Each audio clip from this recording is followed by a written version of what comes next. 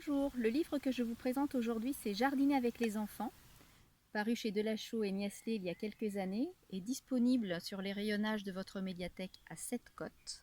Donc vous pouvez le réserver immédiatement et il sera mis à votre disposition dès que possible. Alors en quoi il est intéressant? D'abord il est très pratique et ensuite il y a une foule d'idées à l'intérieur. Alors très pratique, vous allez comprendre tout de suite en voyant le sommaire très clair. On va de l'apprentissage de ce qu'est vraiment le jardinage et donc de ce qu'est la nature, aux activités à découvrir, au matériel dont on a besoin, etc. Et si on ouvre le guide, on se rend compte que pour chaque activité, on a un bandeau de couleurs tout en haut avec le niveau qu'il faut avoir en jardinage. Ça veut dire que ça s'adresse des petits enfants aux grands enfants. Vous avez quand cette activité doit se réaliser ou peut se réaliser, et quand l'enfant sera récompensé de ses efforts, immédiatement ou dans plusieurs semaines. Et le jardinage, c'est aussi une école de la patience.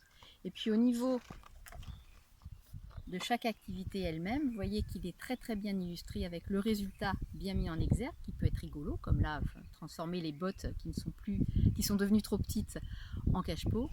Et puis chaque étape, voilà, qui est bien décomposée en photo avec le déroulé de l'activité juste avant.